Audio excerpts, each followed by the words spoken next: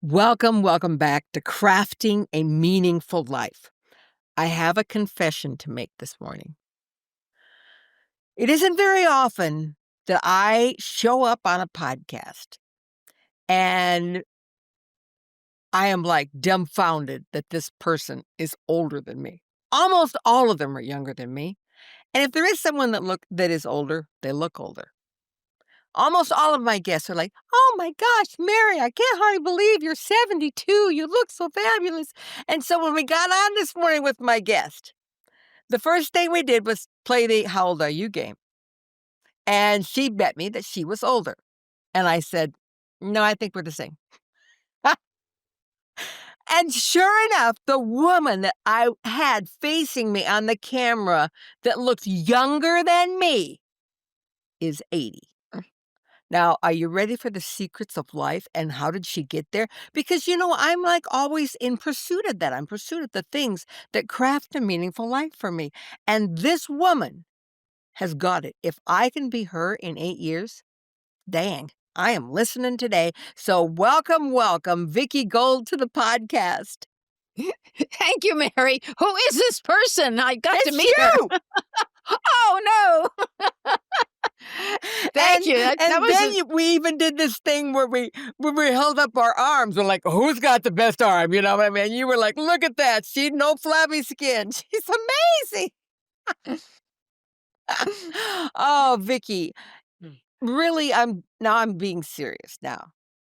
I feel like as I read through your website and the things that you're offering, you really do have some keys that are allowing people to step in to the aging process gracefully, powerfully. And this isn't necessarily the aging process that happens after 60.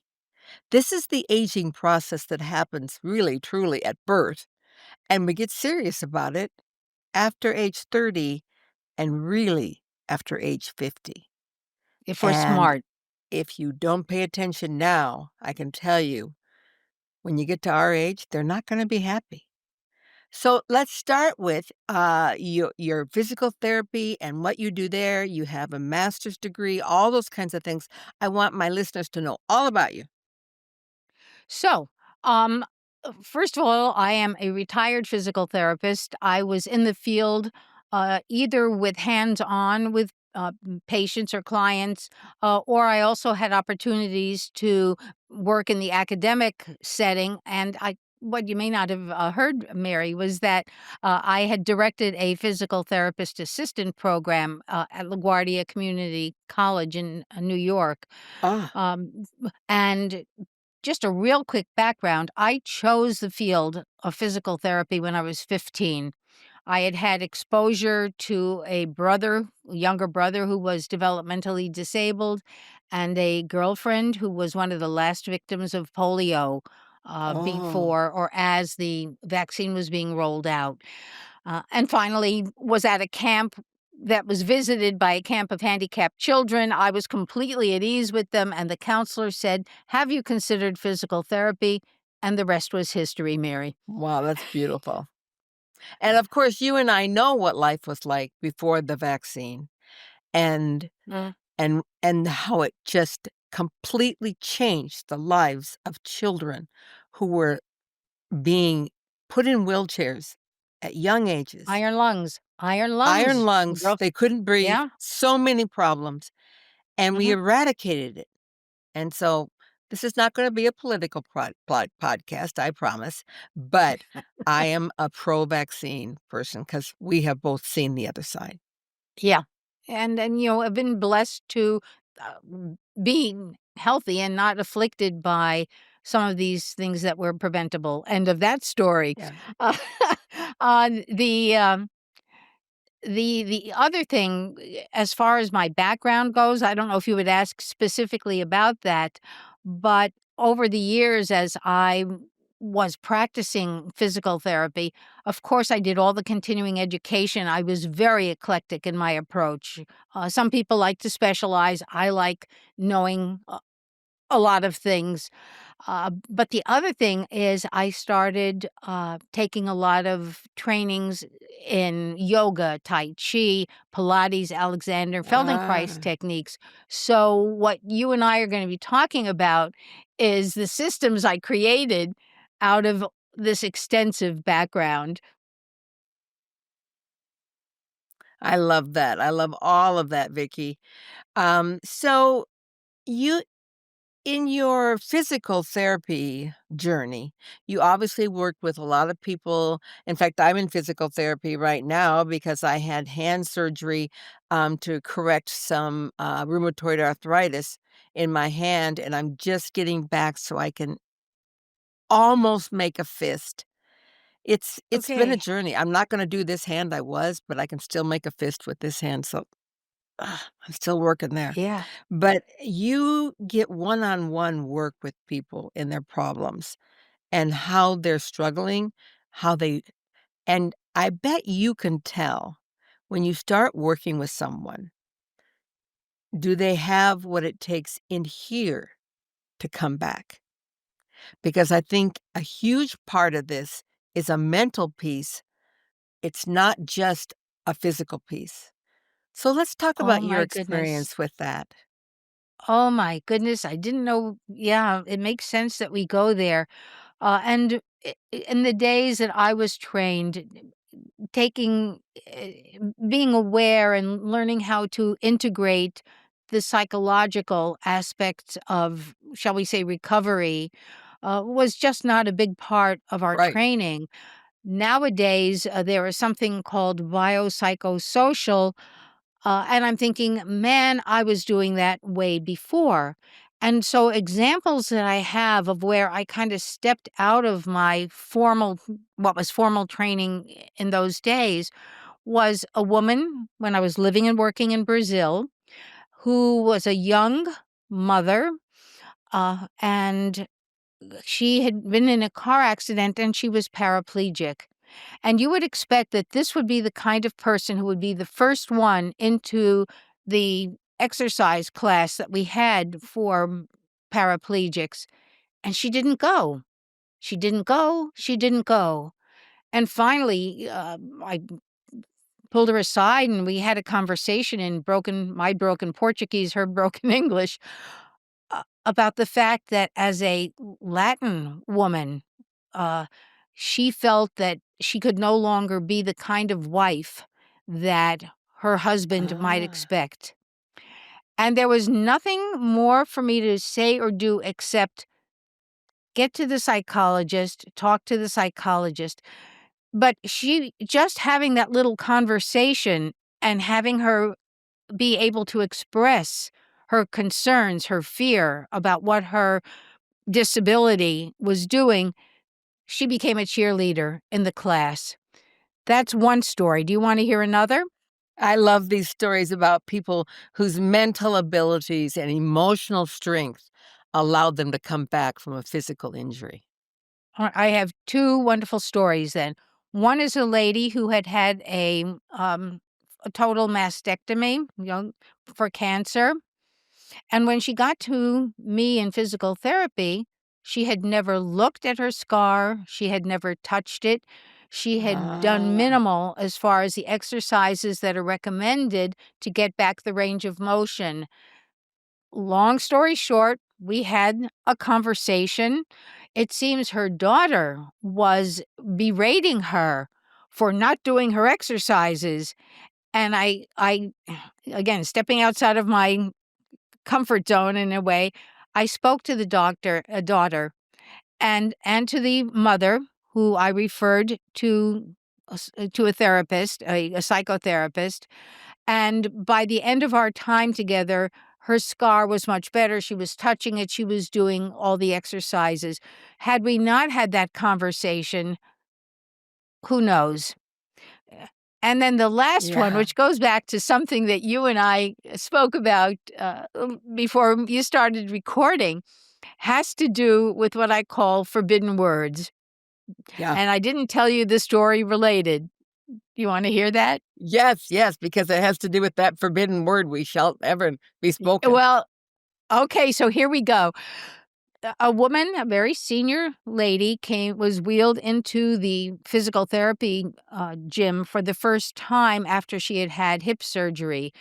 And it was the first time that we were bringing her into the parallel bars. And I'm assuming everybody is somewhat Yeah. familiar with parallel bars where you can hold on as you Yep. learn to walk again. And this poor woman, from the minute she was wheeled into the therapy department, was yelling and crying and screaming, "I can't, I can't, I can't." By the way, this story is in my book. We have to talk about my book. Yes. And as therapists, we have all kinds of strategies. "Come on, sweetheart, you can do it." Or we can be firm. "All right, we're going to stand up and we're going to stand up and walk now."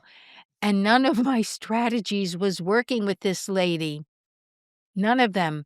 And so I finally said, "Okay, you win. I am going to let you go back to your room. I am not going to try to stand you anymore today. However, I do need you to say the words, 'I'll try.'" "I can't, I can't, I can't." She's still hysterical.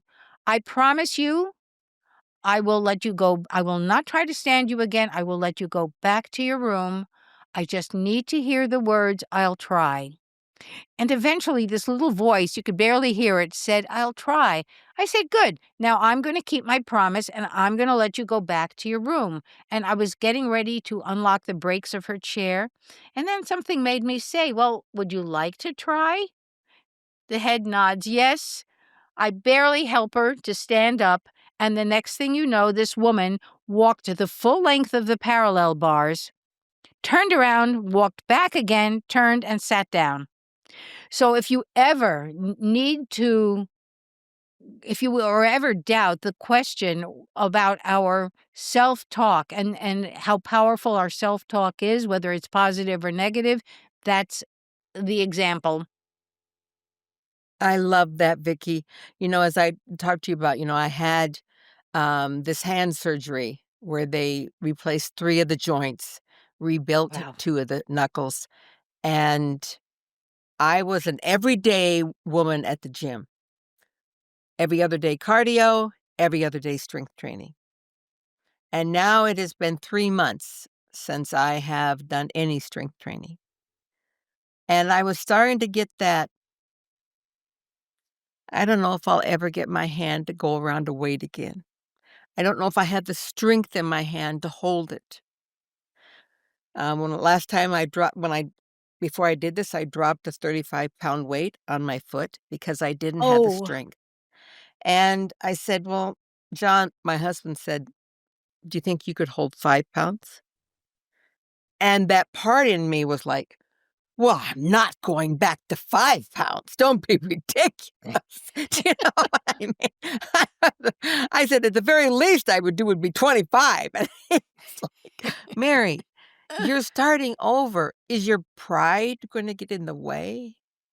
And it truly was a matter of pride of going to the gym in front of all those strong men that I used to walk in there and do my thing, and I'm like, "Okay, I'm not gonna go right when they're there at from 5 to 7 o'clock in the afternoon. I'm retired. I can choose a different time. I am gonna pick up that 5-pound weight." And yesterday, for the first time, I went back. I put my hand around that. I actually could pick up 10, and I held it, and I did a few reps. I set it down. I looked up at John and said, "I'm back." That all it took was the belief that I could do it and yes. and to let go of how I looked. This woman who got up and walked the length of the parallel bars, part of what was keeping her was a fear of how she was gonna look during the process. I wasn't gonna get up there and walk like I always did. I'm gonna look like a fool. What if I fall? And all those fears keep us from moving forward in baby steps. Mhm. And it's those baby steps that are the important place to start. Yeah. That's your really valid point. Although I will tell you the truth, at her age, I don't think she was concerned about how she looked. I think she was afraid of the pain, but that's another story. um, Well, but it's still fear. Whether Yes, you're yes, afraid of how you look or you're afraid of the pain or you're yes, afraid of failing, whatever it is, yes, it's still fear that we have to yes. step through. Vicki, as you Yeah. have written this book now, tell me kind of what piece. Oh, yeah, there's the book. Ah, and we're including the Yeah. links at the end of the podcast because if you're like me and you want to be as active and as smart in the brain, and because this has also a mental a piece, you'll want to go on and buy this book because I don't want to lose what I've gained. I want Okay, to continue. here That we is it. go. Aging safely. What does Why, that say? yeah, I can read it. It's Wisely. Aging. aging Yeah. safely, wisely, and well. It's a movement and mindset guide for older adults. Oh, Yeah, it's interesting when I first started with the ABC systems that are in the book. Uh, that's that those ABC systems. The first one, the ABC mind body system. And then the second one, the ABCs of personal growth and development, those are key elements to impacting how I recommend we go about moving and thinking as we move through our lives. And I'd mentioned to you, Mary, that the tagline for my company, Thera Fitness Inc., is transforming the ways you move through life. Before I forget, when you were talking about the I think you were talking about the ways we think, the things we say to ourselves that can impact, and overcoming fear. At some point, I'd love to discuss how to approach our really senior years, because so God willing, I'll be turning 81 on 9/11, and it's interesting with each decade, there's a certain freedom and a certain understanding about our lives, my life, and so here I got myself a little distracted. You were talking about your hand and really working on gradually improving. When it comes to aging, for some of us, there are some things that all the exercise in the world will not bring us back to how we might have been in our younger years. And part of aging wisely is learning to accept. Oh, it almost sounds like I can go into the serenity prayer here, to accept the things I cannot change. right. All right. To change the things I can, you read the book. Oh, this is getting really interesting.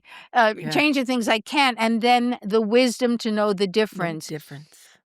Yeah. So as we're aging, there are certain changes, there are certain accommodations we have to make to things that we cannot change, like the wrinkles. I am not going to have plastic surgery. Yeah. Uh, whatever it is, and learning to accept and make the most of what we have as we age, I think is a really important message. And boy, did I just jump on a soapbox.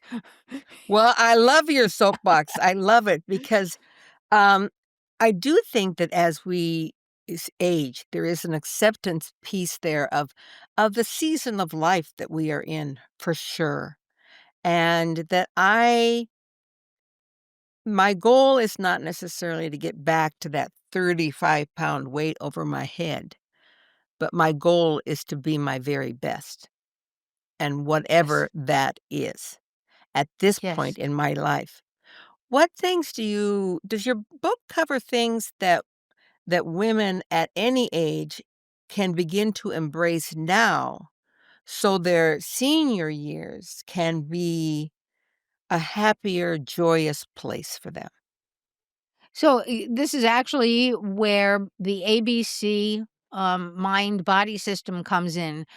And what those ABCs are, and what I encourage people and encourage people to really take on, those ABCs are alignment, and recognizing the importance of good posture, not Yeah. only for how you look, but there's also a psychological benefit to being more confident. Yep.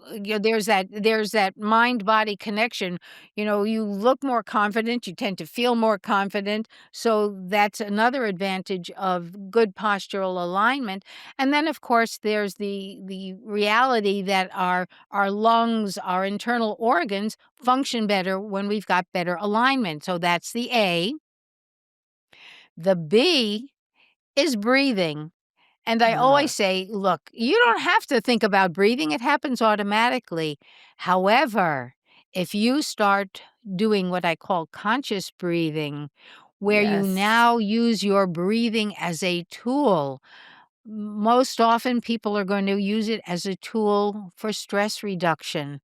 You're under stress, you're under tension, you're even excited. All right, there's this tendency for breathing to get more shallow, to get more up in your chest. Yeah. Oh, exactly, exactly. So now you become conscious, you slow your breathing down, and you learn to focus more on these, what I call slow, prolonged exhalation, Mm, because that's where the relaxation component comes in. It's not in the yeah. breathing in, it's in that slow, prolonged exhalation. And the other benefit of the slow, prolonged exhalation is that you're getting rid of stale air in the lungs. Because mostly we don't exhale all the way. And there's what we call in the field residual air. It kind of sits in the corners like the dust bunnies in our Yeah. closet. Not that I'd admit to having any. and, the, and the slow, prolonged exhalation helps get rid of those dust bunnies in the corner of your lungs. So now when you breathe in, hopefully through your nose, there's more lung tissue to take in oxygen. Now you've got the Mm, possibility of more energy. And this is particularly relevant for people who may have chronic obstructive pulmonary disease or who, for any reason, have lost some degree of lung function. So that's yes. that's A and B. We still have C. Yes. Okay, I'm ready. You ready? Okay. So C is centering. And in the book, and then when I do other presentations, centering is, I call it your mind and your body working together. Because how often does any one of us have a fall, an accident, an injury, make a mistake on some project we're doing because our mind is one place, but our body is doing something else? So Yeah. by aligning, breathing, centering, now we can function more efficiently and more effectively. The other two meanings relate more to the physical center of gravity. I'm not going to go into that now. And learning that when in body mechanics, where we talk about safe bending, lifting, and carrying, keeping a weight close to your center of gravity. Yeah. For those of us in the healthcare field, it was learning how to help patients get up and transfer from, well, let's say a chair to a bed or vice versa. So that's it. Alignment, breathing, centering. That's the ABC mind body system in a I nutshell. love it. I love it. All those things are so critical and so important. And, for a while, I did a series of and I may start them again and show them my how I'm recovering with strength training and do some Uh-huh. videos about that. But I did some things with those strength training videos that talked about squats and the value of squats, and I would get a lot of comments from women that says, "I can't even stand up from a chair." And I so you start there.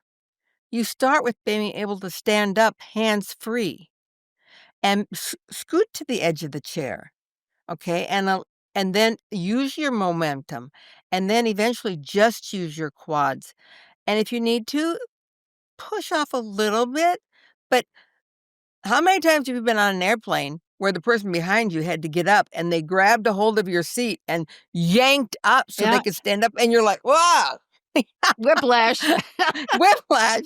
And just Right. little things like that, getting out of the car to stand up without pushing, really builds such core at any point in life that you can do these exact things you're talking about. I absolutely think this is a key when you're talking about aging, Vicky, this alignment, the breath, being centered.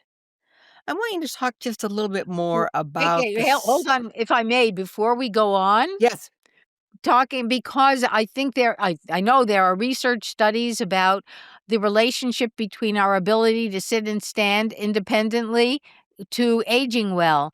But here's a trick for those who cannot come to standing without holding on. You exercise, you strengthen those muscles by starting in the standing position, and this is in the book, starting in the standing position next to the chair.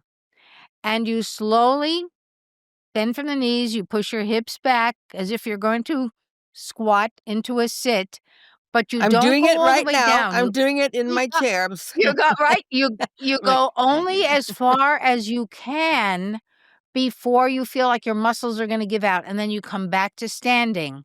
So you oh, actually for those people who are aware of isometric, concentric, yes, eccentric contractions, what you are doing is an eccentric contraction of the quad and the glute, which are your main muscles of sit and stand.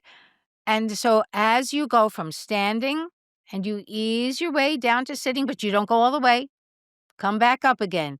And you repeat this exercise, eventually you will get strong enough that you will be able to lower yourself all the way down to the chair slowly without plopping. We don't like plops and right. eventually be able to come to standing again. But you do your strengthening from the standing position.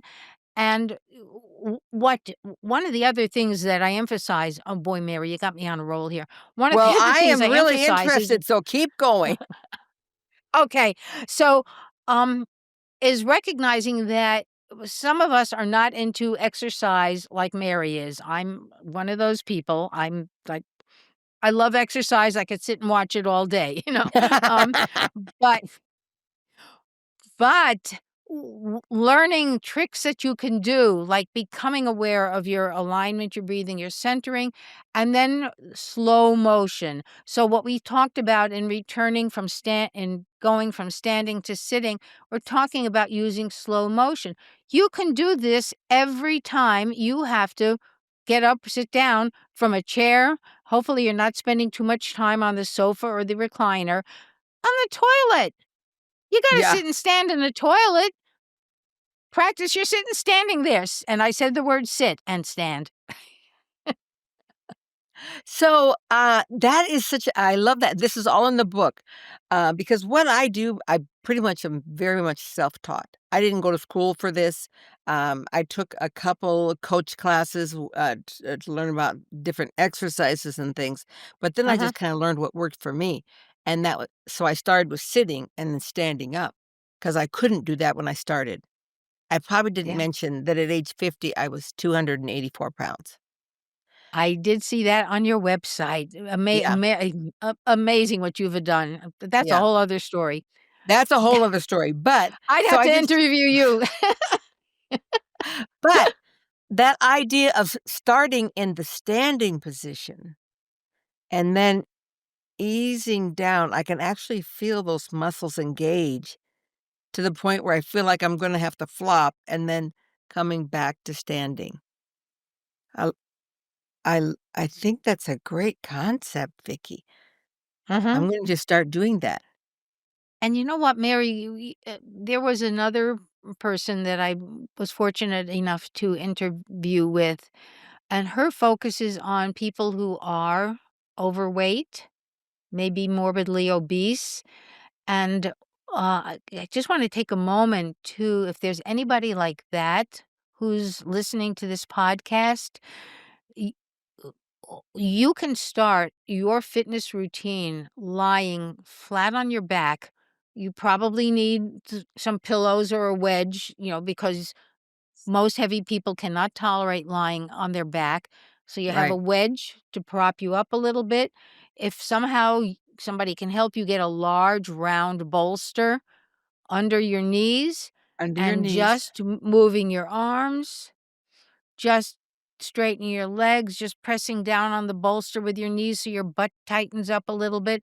I worked with a lady who was not able to move by herself from her wheelchair to the low mat in the exercise Wow. gym we had, and this was her exercise routine on her back, and eventually she was able to roll to her side, come to sitting, and transfer. It was a process, but Yeah. simple things that any of us can do during our everyday activities can make such a big difference.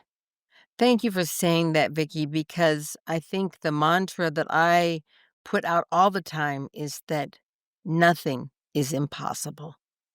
You just take the smallest baby steps until the Uh-huh. next one, and that it's never too late. Never, These women that never. are at the 350, 400-pound mark, it's never too late, and it's not No. impossible. This can be done, and you and I have witnessed it. Yeah, and sometimes, it's crazy, but sometimes it's really as simple as learning these ABCs that I cobbled together from my trainings. Um, just sitting, and I use mental imagery to help with postural alignment.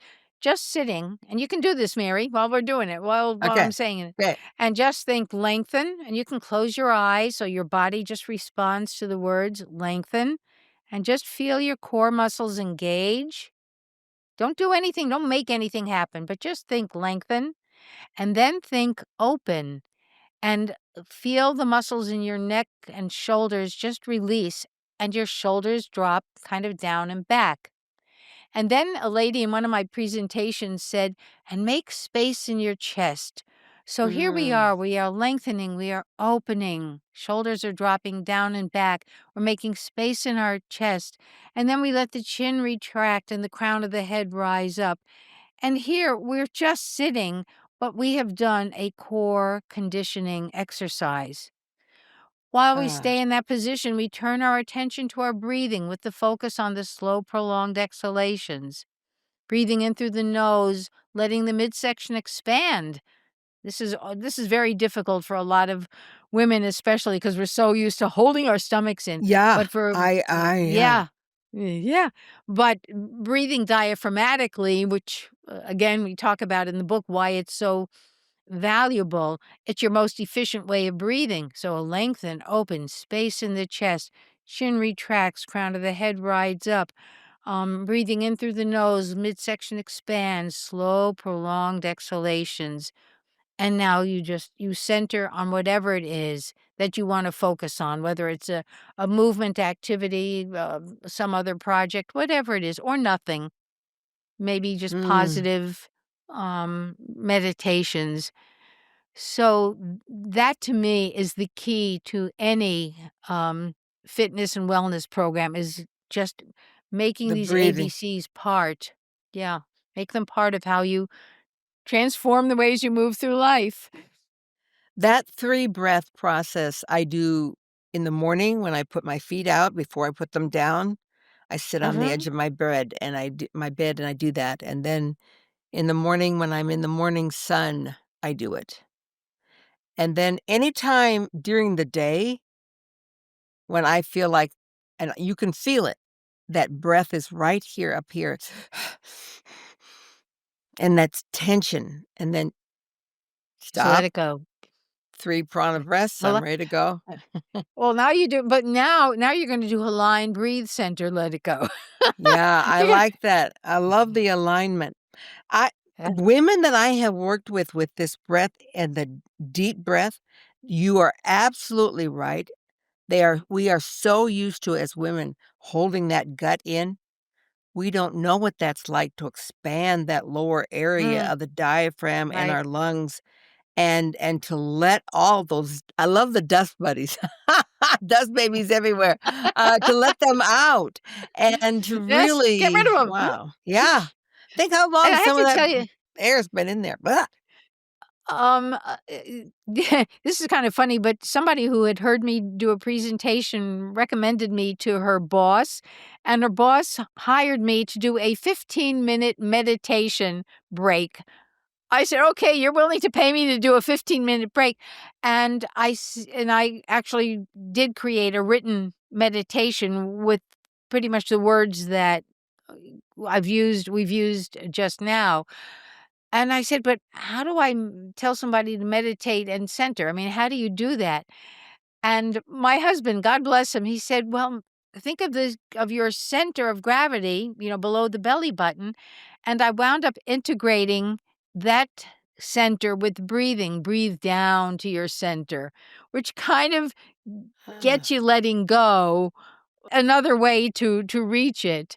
So, I love that. I'm hoping we're Yeah, also gonna have center. time to talk about this second set of ABCs that I created, because the first set was geared a lot towards how we function physically. And I said, "Well, what would I come up with for how to help us function better Yeah. mentally? Our attitudes, our beliefs, and our commitment."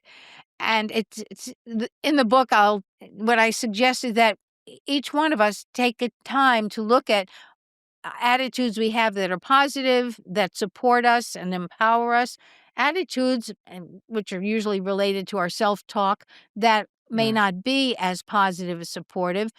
And those attitudes we can often change a little more easily than beliefs. Beliefs are usually things we're born into in our families, our culture. They're harder to change, but they are worth looking at. There may be cultures where women shouldn't do certain things, blah, blah, blah. Take Mm. time to examine your beliefs and see which ones you may choose to let go of. So, commitment, I'm now adding the word choose, because once you've examined your attitudes and your beliefs and you've kind of chosen which ones you want to keep and which ones you might be better off changing, now you choose whether you're going to make the change. And Uh, so that is the other C. You choose and then you make a commitment to do whatever you need to do so that your attitudes, beliefs, and commitment support you in yeah. achieving eh, all you want to and hope to in your life. I love that piece that you added at the very end, Vicky, and that is choice. Because Yeah. we've talked before we entered on the air about the word should in our life. And should is that thumb screw that's on us, that's an exterior thumb screw. And Mm. eventually, we all fight back against the exterior thumb screw. Eventually, we feel it's involved with someone else controlling us, with Mhm. shame and so many other Yeah. things. Yes. And should and shame go hand in hand. And but when you say choose, so you eliminate the word should, instead you say could. Could is another C word like choose. I Yeah. could do that. I could choose that. I love Right. that. And I, for one, am going to get your book and get started on being just like you when I Oh, grow up. no, you're gonna be just like you. Yeah. Just like me, yes.